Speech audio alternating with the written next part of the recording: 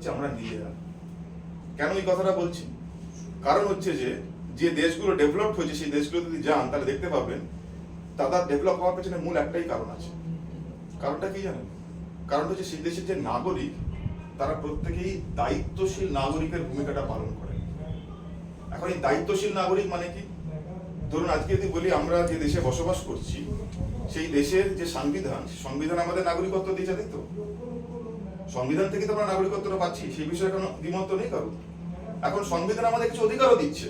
কি অধিকার? মৌলিক অধিকার। আমরা শুনেছি, সবাই আলোচনা করেছি, আমাদের স্কুল কলেজে পড়ানো হয়। এই যে মৌলিক অধিকারগুলো যেগুলো লেখা আছে সংবিধানের পার্ট 3 আমাদের মৌলিক অধিকারগুলো সম্পর্কে লেখা আছে। তো সেই অধিকারগুলো কি আমরা সবাই পাই? একটা ছোট্ট উদাহরণ দেবো, বাক স্বাধীনতা, ফ্রিডম অফ স্পিচ, এটা আমাদের একটা মৌলিক অধিকার। আজকে আপনাদের মধ্যে কি আছে একটু বুকে হাত দিয়ে বলুন তো, যেটা আপনাদের মনের ভাব সেটা রাস্তার মোড়ে দাঁড়িয়ে প্রকাশ করতে পারবেন? আছে ক্ষমতা? নেই। তাহলে বাক স্বাধীনতা নেই আমাদের দেশে। আরো অনেক স্বাধীনতা খর্ব আছে। তাহলে মৌলিক যে অধিকারগুলো, সেই মৌলিক অধিকারগুলো আমরা পাই না কেন? প্রথম কথা হচ্ছে যে গন্ডগোলটা কোথায় বললাম, গন্ডগোলটা হচ্ছে আমাদেরকে কি শেখানো হচ্ছে, বোঝানো হচ্ছে যে অধিকারগুলো আমাদেরকে কেউ এসে দিয়ে যাবেন। কোনো নেতা, কোনো মন্ত্রী, কোনো অফিসার, কেউ না কেউ এসে দিয়ে যাবেন। একটা জিনিস আপনাকে স্পষ্ট করে দিতে চাই আজকে, এই যে অধিকারগুলো হচ্ছে আপনার আমার আমাদের নিজেদের অধিকার। এই পৃথিবীতে কারোর ক্ষমতা নেই যে অধিকারগুলো এসে আপনাকে আমাকে দিয়ে যাবে। এই অধিকারটা অর্জন করতে হয়। আর অধিকার অর্জন করার উপায় কি জানেন? একটাই উপায়, নিজেদের দায়িত্ব এবং কর্তব্য পালন করা আর অধিকার অর্জন করা। এখন যদি আমাদের প্রশ্ন করি মৌলিক কর্তব্যগুলো কি, তাহলে দেখবেন যে অনেকে একটু সমস্যায় পড়বেন। আমাদের যে সংবিধান অধিকারগুলো দিচ্ছে ঠিক তার পরের পার্টটা, part 4A, article 51A, Google করে দেখবেন 11টা মৌলিক কর্তব্য আছে। আমাদের স্কুল কলেজে পড়ানো হয় না, মিডিয়ায় কোনো চর্চা করানো হয় না, বা আমাদের সমাজ ব্যবস্থায় কোনো মেকানিজম নেই যেখানে এগুলোকে নিয়ে আমরা প্র্যাকটিস করি। তাহলে কোত্থেকে হবো আমরা?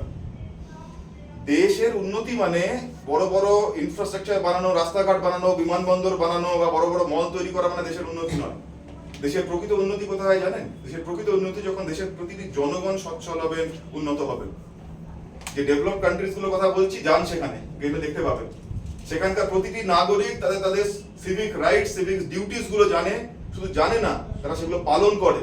তবে সেই দেশটা সেখানে পৌঁছেছে। আজকে আমাদের পিছিয়ে পড়ার কারণ কি? কারণ সামগ্রিকভাবে আমরা আমাদের যে মৌলিক দায়িত্ব এবং কর্তব্যগুলি সম্পর্কে আমরা জানি না। শুধু জানি না নয়, সেটা পালন করতে খুব অনীহা আছে। আমাদের সমাজ, বিশেষ করে যদি আমরা পশ্চিমবঙ্গের কথা বলি, আমাদের সমাজে দুটো সবথেকে বড় প্রবলেম। একটা বড় প্রবলেম কি? দায়িত্ব জ্ঞানহীনতা।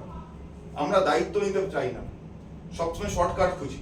কিভাবে সহজে ব্যাপারটা পাওয়া যায়, সহজে বড়লোক কি করে হবো, সহজে কি করে একটু বিখ্যাত হয়ে যাব, সহজে কি করে একটা গুছিয়ে নেবো। সহজে জিনিস হয় না। যে জিনিসটার জন্য মেহনত করতে হয় সেটাকে যদি আপনি সহজে পেতে পারেন তাহলে জানবেন সেটা ক্ষণিকের জন্য, আবার সহজে চলেও যাবে। পাওয়ার উপায়টা কি? ওই যে বললাম, একটাই উপায়, নিজেদের দায়িত্ব এবং কর্তব্য পালন করতে হবে। তো যে সমাজে আমরা রয়েছি, যে সমাজে আমরা বসবাস করি, সেই সমাজ থেকে আমরা শুধু পেতে চাই নাম, যশ, খ্যাতি, রোজগার, সম্মান, সমস্ত কিছু শুধু পাবো। আর পেতে গেলে কিছু দিতে হয়। তো শুধু পেতে চাইছি, আর দেবার বেলা আমরা কি বলছি? না, দেবার বেলা তো কিছু নেই, দিতে হবে, মূল্য গুণে দিতে হবে। প্রথম মূল্যটা কি? একজন দায়িত্বশীল নাগরিক হতে হবে। সেই দায়িত্বশীল নাগরিক হওয়া থেকে প্রথম পথ চলা শুরু। তারপরে সমস্যা কি? তারপরে সমস্যা হচ্ছে আমাদের মধ্যে ইউনিটি নেই। বাঙালিদের মধ্যে একতা নেই, বলে দেওয়া অপেক্ষা রাখার আপনারা সবাই জানেন। কেন নেই? কারণ সেটার মধ্যে একটা সুপরিকল্পিত একটা সিস্টেম আছে, এটাকে বলে সোশ্যাল রি ইঞ্জিনিয়ারিং। সোশ্যাল রি ইঞ্জিনিয়ারিং কথাটা মানে জানেন? সেই কথাটা একটু বিস্তারিতভাবে বুঝতে হবে আপনাদেরকে। বুঝতে গেলে একটু পেছন দিকে যাওয়া মানে আমাদের যে ইতিহাস বা বাঙালি জাতির যে ইতিহাস, সেটা সম্পর্কে একটু জানতে হবে, বুঝতে হবে। প্রথম কথা হচ্ছে যে আমরা বাঙালিরা আমরা আমাদের ইতিহাস জানি না। হ্যাঁ, এটা শুনতে অবাক লাগছে আপনাদের। তো ইতিহাস বইতে যেটা পড়েছেন সেটা অনেকটাই প্রকৃত নয়, ঠিকঠাক নয়। সেটা জানতে গেলে আপনাদের একটু পেছনে ফিরতে হবে। কিরকম? একটা প্রশ্ন করি আপনাদেরকে। ধরুন গ্র্যান্ড ট্যাঙ্ক রোডটার কথা আপনারা সবাই জানেন। কে বানিয়েছিলেন? শেরশাহ। আর কেউ অন্য কোনো মত আছে? শেরশাহ কত বছর রাজত্ব করেছিলেন জানেন? শেরশাহ কত বছর রাজত্ব করেছিলেন? 7 বছর। গ্র্যান্ড ট্যাঙ্ক রোডের দৈর্ঘ্য কত জানা আছে? 2000 কিলোমিটারেরও বেশি। তখনকার দিন এমন কোনো টেকনোলজি ছিল না 7 বছরে 2000 কিলোমিটার রোড বানানো যাবে।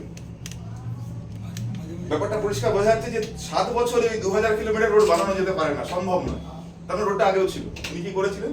সংস্কার করেছিলেন, গাছ লাগিয়েছিলেন, সরাইখানা বানিয়েছিলেন, লোকজন যাতায়াত করতে সুবিধা হতো। তাহলে রাস্তাটা কত প্রাচীন? রাস্তাটা বলছে যখন নন্দ বংশের সময়কার, মানে চন্দ্রগুপ্ত বংশের আগে, মানে বিশ্বকৃষ্ণের জন্মে 400-500 বছর আগে, তখনকার দিনে ডকুমেন্টেশন থেকে কি পাওয়া যাচ্ছে? উত্তরা পথ বলে একটি পথের নিদর্শন পাওয়া যাচ্ছে, যেখান দিয়ে ট্রেড হতো। মানে উত্তরা পথ মানে দেশের পূর্ব ভাগ থেকে পশ্চিম ভাগ অব্দি, উত্তরের দিকে, উত্তর পশ্চিমের দিকে অব্দি যাচ্ছে ট্রেড। এই ট্রেডটা কিসের হতো? ট্রেডটা কিসের হতো সেটা যদি আপনারা বোঝেন, তাহলে আপনাদের যেতে হবে আরেকটু প্রাচীন সভ্যতার দিকে। আমাদের দেশ সব থেকে সুপ্রাচীন সভ্যতা সম্পর্কে কি জানা আছে আপনাদের? মহেঞ্জোদারো, হরপ্পা মহেঞ্জোদারো সম্পর্কে আমরা জানি। তাম্রযুগ, ব্রোঞ্জ, তামা বা ব্রোঞ্জের জিনিসপত্র ব্যবহার করতেন, আসবাবপত্র, হাতি ঘোড়া, মানে যাবতীয় হাতিয়ার সমস্ত কিছুই তামা বা ব্রোঞ্জের ব্যবহার করা হতো। তো হরপ্পা মহেঞ্জোদারো এই যে জোনটা, এই জোনটার আশেপাশে ত্রিসীমানায় কোথায় কোনো তামার খনি নেই। তামার আসতো কোত্থেকে? বা তাদের সভ্যতাতে এমন কোনো নিদর্শনও পাওয়া যায়নি যেখান থেকে তামা নিষ্কাশন করে তারা সেগুলো বানাতেন। তামাটা কোত্থেকে আসতো জানেন? তামাটা আসতো আমাদের গাঙ্গেয় অববাহিকা থেকে, ছোটনাগপুরের মালভূমি এখনো পাওয়া যায়। এবং অতি প্রাচীন কাল থেকেই এই গাঙ্গেয় অববাহিকাতে যে জাতিরা যারা বাস করত, আদি বাঙালি জাতি, তাদেরকে বলা হতো গাঙ্গারডি। এই পরিসংখ্যানটা কোথায় পাওয়া যাচ্ছে? আমাদের দেশের যে প্রামাণ্য যে সমস্ত ডকুমেন্টারি এভিডেন্স, সেটা যদি আপনি দেখতে চান, প্রথম আমরা পাচ্ছি একটি বই থেকে। বইটার লেখকের নাম হচ্ছে মেগাস্থিনিস। তিনি চন্দ্রগুপ্ত মৌর্যের সময় থেকে গ্রিক একজন পর্যটক, তিনি দেশে এসেছিলেন, তিনি একটা বই লিখেছেন, নাম হচ্ছে ইন্ডিকা। সেখানে দেখা যাচ্ছে ভারতবর্ষের প্রাচীনতম ইতিহাসের কিছু ডকুমেন্টারি এভিডেন্স পাওয়া যাচ্ছে। আমরা নিজেদের ইতিহাস লিপিবদ্ধ করে যাইনি, গ্রিকরা এসে লিখে গেছিল, সেটা সম্পর্কে জানি। সে সময়কালটা কত? যীশুখ্রিস্টের জন্মের 325 বছর আগে, চন্দ্রগুপ্ত মৌর্যের সময়কালটা।